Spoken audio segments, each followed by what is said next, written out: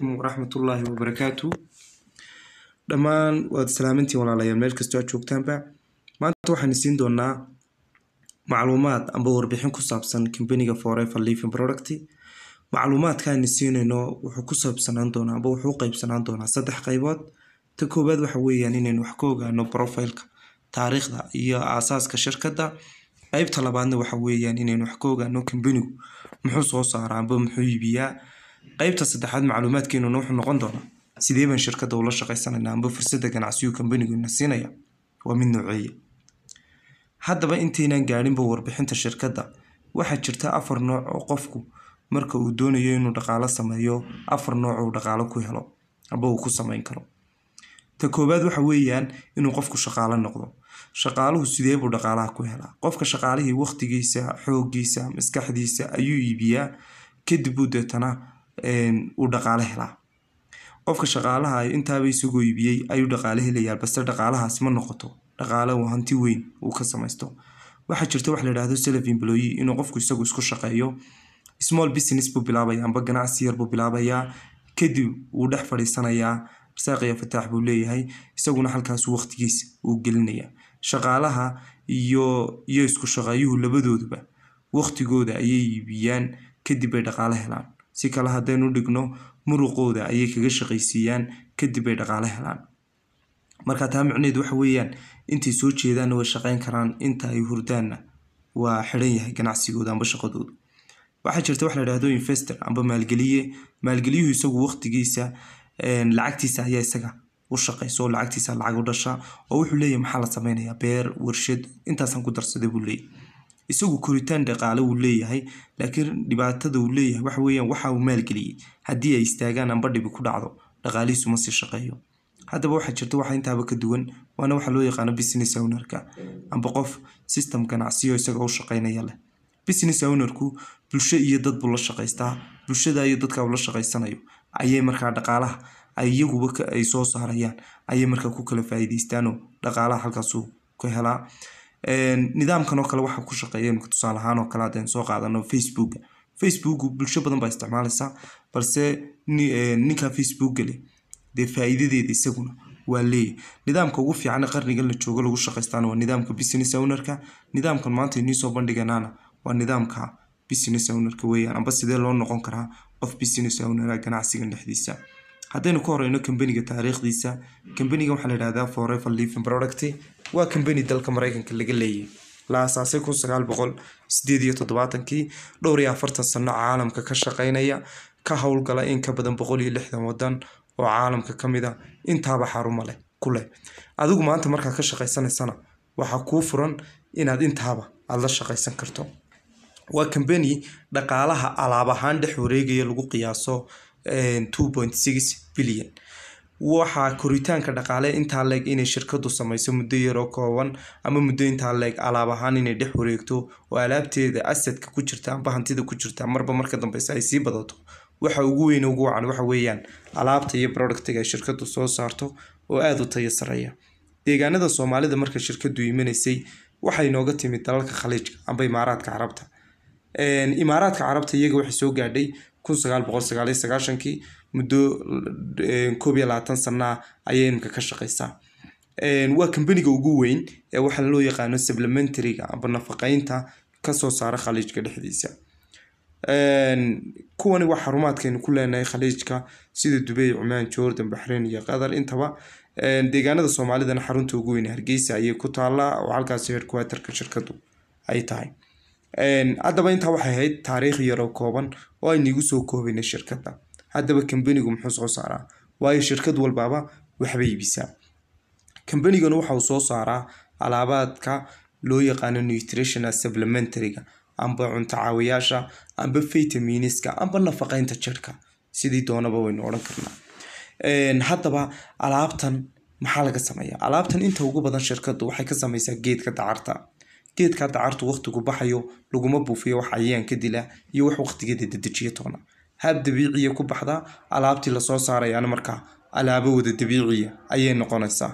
haddaba alaabta ay shirkadu soo saarayso waxa loo qaybiyaa way jiraan kuwayna dacarta ka sameeynin sida kuwa ay ka sameeyso saliidda kalluunka toonta malabka kuwa ay ka samayso. laakiin majority-ga amba inta ugu badan alaabta iyo product-ga shirkadu soo saarto waxa laga sameeyaa geedka dacarta. haddaba alaabta shirkadu soo saarayso waxa loo qaybiyaa 3 qaybood. qaybta koobaad waa qaybta afka laga qaato amba nutrition-ka amba nafaqeynta afka laga qaato. qaybta afka laga qaadanayo 2 qaybood bay u kala qaybsantahay. qayb sharaab ah iyo qayb sida kiniinada u samaysan. qaybtan oo kale waa qaybta sharaabka. imikatan oo kale waa aloe vera gel, waa dacarta iyo sharaaba. dacartan sharaabka ah waxay wanaagsan tahay dheefshiidka, waxay wanaagsan tahay difaaca qofka kor u qaada, energy iyo awoodda siyaadisa. kuwa sharaabayo kaadi mareenka wanaagsan baa jira, kuwa lafaha u fiican baa jira intaba. oo kuwa iyagana waa qaybta sharaabka ah.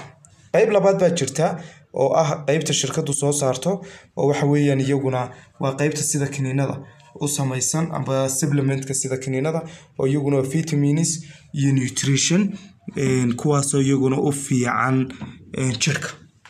kuwa vitamin caruurta nafaqeyntooda, jidhiska, timaha, maqaarka intaba u fiican. qaybta labaad ee shirkadu soo saartaa waa qaybta miisaanka amba weight management-ga. qaybtan miisaanku waa qaybta miisaanka lagu jaro iyo qaybta miisaanka lagu kordhiyo. waa labadii qayboodba oo qofka doonaya inuu miisaankiisa jaro na ku isticmaal lahaaba kamid ah, qofka doonaya inuu miisaankiisa kordhiyana ku isticmaal lahaaba kamid. qaybta saddexaad shirkadu oo ah qaybta ugu badan waa qaybta maqaarka amba skin care-ka.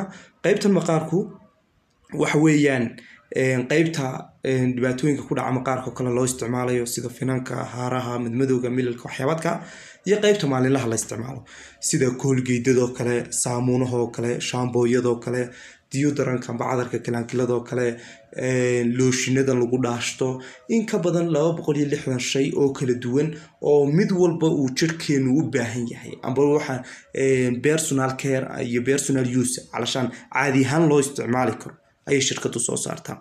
marka qofku doonayo inuu shirkadan iyo ganacsigan ka shaqaystana alaabta iyo product-ga ay shirkadu soo saarayso ayuu qofku nidaam ganacsi ahaan uga faa'iideystaa. haddaba haddaynu fahanay taariikhda iyo asaaska shirkadda, fahanay kambanigu alaabta iyo product-ga uu ina siinayo, sidee baynu shirkadda ula shaqaysan karnaa amba fursadda ganacsigu kambanigu ina siinaya waa mid nooceeya. nidaamka halkan lagaga shaqeeyaa waa nidaamka marketing amba suuqgeynta. nidaam marketineedka xaggan lagaga shaqeeyo amba nidaamka suuqgeyneedka xaggan lagaga shaqeeyo wuxuu ka duwan yahay nidaamkii berigii hore lagu shaqeyn jiray. nidaamkii berigii hore lagu shaqeyn jiray wuxuu ahaa tusaale ahaan waxa u tagaysaa meherad amba company amba meherad baa furanaysaa, kadib adiga keligaaba wax iibinaya, meel kooban baad ku iibinaysaa iyo dadka amba wax kugu xarareysan baad wax ka iibinaysay amba dee meesha ku dhowee soonka lagu calaamadiyay amba aaga lagu calaamadiyay baad wax ka iibinaysay. alaab koobanna waad iibinaysay, bishu markay dhamaatana wax kooban baa kusoo gelayay. nidaamka waxa loo yaqaanay traditional marketing, waa nidaam ganacsiyeedkii berigii hore lagu shaqeyn jiray. iminka waxaa la sameeyey markii la arkay dhib badan baa horta nidaamka ka timid. dhibaatada ka timid waxay noqotay wax kooban iibi, meel koobanna ku iibi, adigana wax kooban ha ku soo galaan. kadib waxa la yidhaha aynu bedelno oo aynu samayno wax loo yaqaano network marketing oo macnihiisu yahay war bal horta waxaan aad iibinaysa adigu yeelo, meelo badan ku iibi, adigana wax badan ha ku soo galaan. waxaan markaa adigaaba ownerka marketingkii hore adigu maad lahayn alaabta, laakiin nidaamkan adiga ayaa yeelanaya. way kambanigu marka aad ku soo biirto horta waqti alaali waqtigaad firaaqada tahay ayaad shirkadda horta ka shaqaysanaysaa oo adigoo hawlahaagii kala wata ayaa shirkadda ka shaqaysanaysaa. kambanigu marka aad ku soo biirto adigoon wax kalaba samaynin shirkaddu waxay ku siinaysaa tababar aad ku fahanto alaabta iyo product-ga ay shirkaddu soo saarto iyo nidaamka loo ganacsado dhan. adigoo fahansan baad ganacsigaaga bilaabanaysaa. laba waxay kuu samaynaysaa inay shirkaddu kaa caawiso in hamigaaga iyo hadafkaaga aad ka rumayso amba aad sidii aad u gaari lahayd. shirkadda 4 shaqo la qabtaa amba kambaniga 4 shaqo la qabtaa. shaqada koobaad adigu waxaad noqonaysaa first customer, macmiilka ugu horeeya waa used product, adigu isticmaal alaabta. waayo maanta markaad istiraahdo xabad koolgeeda qofka iibi, qofkii wuxuu ku leeyahay warniyo koolgeedan adigu ma isticmaasho. haddaad tiraahdo war maya anigu bahasha ma isticmaalaya, adigu haddaa isticmaalisa isticmaal, qofkii wuxuu ku leeyahay adigii iibinaya isticmaali waaya anigu saanu isticmaalaya. saa daraadeed alaabtaynu isticmaalayna wixii alaabtan natiijo ee aynu ka helno ayaynu dadka la wadaagaynaa. dadka kuwaba odhanaya annaguna niyo qofkana ka iibi intay dad kale kuu keenaan markay iyagu ka helaan. kuwaana iyagana waxaa loo bandhigaa sidaad adiguba u shaqaysanayso inaad u shaqaysato. haddii ay shaqada ku qancaanna waxaa loo sameeyaa tababar iyo ganacsiga oo la baro. haddaba shirkadda sidee bay halku dakhligu inaga soo gelayaa? dakhligu saddex meelood buu shirkadda inaga soo gelayaa. waa dakhli maalinlaa iyo dakhli billaa iyo dakhli sanadlaa. dakhli maalinlaa bayna soo gelayaa. dakhliga maalinlaha amba dhaqaalaha maalinlihii wuxuu inaga soo gelayaa alaabta tafaariiqda ayaynu iibinayno oo shirkaddu qiimo dhimis bay kuu samaysay. markay qiimo dhimis kuu samaysay, shirkaddii alaabtii baad sii iibisay, maalin walba faa'iida kuu dul saaran. taa waa dakhli maalinlaa oo waa retail. dakhli billaa baa jiro dadkan iyagu jumlada alaabta ku qaadanaya ee aad shirkadda u keentay tiri war anigu waa ka shaqaystaa, idinku haddaad ka shaqaysataan faa'iido ay idinku jirtana waa dakhli sanad billaayo, iyadana bishii bay faa'iido ka soo galaysaa. dakhli sanadlaa baa jiro haddii dakhligaaga maalintii aad iibinayso, iibka maalintii aad samaynayso ee tafaariiqda iyo iibkaaga jumlada ee aad dadka usoo bandhigaysa ganacsiga iyo fursadda, labadaasi hadday bataan abaalmarin fiican oo sanadlaa ayay kuu goynaysaa. haddaba shirkadda sidaynu bilaabi karnaa? shirkadda marka koowaad amba kambaniga marka koowaad waa isdiiwaan gelinaynaa, registration. diiwaangelintu waa free, wax lacagayna laga qaadaya ma jirto. xorriya ma shirkadda ugu soo biiraynaa. marka shirkadda kusoo biirno, tababar bay shirkaddu horta markaan saa ugu soo biirno shirkadda laba faa'iideyna siinaysaa. kow, ID card aynu ku shaqaysano ganacsigeena iyo hawsheena aynu ku marsanayno. laba, inay inoo samayso baayac mushtarka alaabeed aynu shirkadda la samaysanayno 5%. labadaa markay shirkaddu inoo samayso, shirkaddu waxayna leedahay haddaba ganacsigaagii hawshaadii bilaabo. ganacsigii intaanad bilaabin, shirkaddii markaa waxay ku siinaysaa tababar aad ku fahmayso waxaad ka ganacsanayso ee alaaba iyo sidaad u ganacsanayso labadaba. marka tababarkaa lagu siiyo kadib shaqadaada iyo ganacsigaagii ayaad bilaabanaysaa. ganacsi walba marka la bilaabayo waxa lagu bilaabaa waa kharashaad, faa'iido maaha. ganacsigeena alaabta aad adiga ku qancisa eed adigu ka hesho ee istiraahdeed suuqaaga iyo ganacsigeedaba waad u helaysaa. waxaad iibsanaysaa alaab gaadhaysa $480. $480 qofkii aan haysan wuu kala qaadi karaa oo 100 baad iibsan kartaa, 200 baad iibsan kartaa, 300 baad iibsan kartaa. inta ugu yar ee alaabta la iibsada waa $75 weeyaan. waxaa jirta qof aan xitaa $75 aan haysan. kii aan $75 ka haysanna isaguna macmiilku raadsanaya iyo macmiilkii markuu soo helo ku soo qanciyo de alaabtii ayuu ka iibinayaa, alaabtii xaruntii buu keenayaa, alaabtii buu ka iibinayaa, faa'iidadiisina wuu kala haraya. de systemkiisina saasay u galaysaa. oo macnaha halkaa waxaan uga socdaa wax lacag oo qofka lagu xiro inuu haysto shuruudi ma jirto. wadartaad iibisaa amba yaryarayso amba hal mar wada iibso, wadartaadu markii gaadho $480, laba faa'iido labadii hore ka duwan bay shirkaddu ku siinaysaa. kow, ta koobaad waxa weeyaan in qiimo dhimistii alaabta 5% tahayd in 30 kale lagugu daro ay noqoto 35. marka 35% lagu sameeyo, shirkaddu waxay ku leedahay war iibkii markii hore aad iibisay iibka tafaariiqda buu ahaa, laakiin imka wixii inta ka dambeeya waxaan ku sameynaynaa iibka qaybta jumlada. jumladu waa maxay? jumladu waxa weeyaan dadkan alaabta ka isticmaalay macmiisha ah kuwa iyaguna doonaya inay ganacsadaan inaad fursad u soo bandhigto.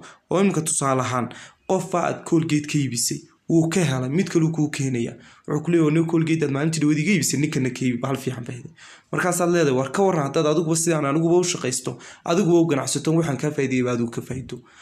deetana wuu ku qancay, warbixintii buu qaatay, deetana sidaad buu ku qancay. markuu ku qanco, alaabtii uu doonayay waa iibsaday. waa qof intuu kambanigii yimid isdiiwaan geliya alaabtu doonayay inuu iibsado tagay. shirkaddu isaga discount bay u sameynaysaa de isagu qiimo dhimistiisina waa leeyahay, alaabtiisina waa iibsado waa tagay. shirkaddu waxay ku leedahay warniyo dadkan aad ii keentay ee adiga daraada aniga wax iiga iibsaday waxaan ka siinayaa abaalmarin. abaalmarintu ka siinaysaa waxa weeyaan qofku markuu shirkadda soo galo wuxuu lahaa 5%, adiguna waxaad haysataa 35. marka la kala gooyo waxa soo haray waa 30 weeyaan. 30% baan ka siinayaa buu ku leeyahay qof walba iibka gaarkiisa iga iibsaday. 30% waa lacag u dhiganta 115 ilaa 120. 120 ma ka soo qaad 5 qof ay haayeen. bisha waxa ku soo dhacday lacag ku dhow $650. $600 kuma jirto faa'iidadaadii tafaariiqda maalin lahayd, waa gaar. tanna waa tii jumlada ee bishii shirkadda kaga soo dhacday. waa sii soconaya ganacsigaagiyo kadib deetana waxaad galaysaa wax loo yaqaan supervisor oo macnihiisu yahay in qiimo dhimistii 35 tahayd 3 kale lagugu daro ay noqoto 830. halka iyadana faa'iidada bishii lagu hela waa $200 ilaa $700. waa sii soconaya ganacsigaagiyo kadib deetana waxaad noqonaysaa wax loo yaqaano assistant manager waa isagana waa in lagu sameeyo qiimo dhimista alaabta boqolkiiba 3.40 oo 5 kale lagugu sii daro alaabta kuu sii jabto halka iyadana waxaa lagu helaa dhaqaale gaadhay 700 ilaa 1400 700 ilaa 1400 waa average amba waa celcelis oo ganacsigaaga haddaad dadaal fiican samaysay le iibuu haaye dee dhaqaalahaagu intan waa ka badanaya haddii dadaalkaagu intan ka yaraadana waa ka hoos maraya waa sii soconaya ganacsigaagiyo kadib deetana waxaad gelaysaa wax loo yaqaano manager totally wuxuu ka duwan yahay wixii hore oo dhanba dhowr shay buu kaga duwan yahay wuxuu kaga duwan yahay halkan waxaa lagu helaa qiimo dhimista alaabta boqolkiiba 8.40 waa half price boqolkiiba 50 u dhowdahay laba faa'iido fiican baa bishii lagu helaayo 1600 ilaa 2700 qofka bishii ku samayn karaa wixii intaa ka dambeeya kambanigu qofka managerka gaadha abaalmarintii sanadlaha ayaa u bilaabmata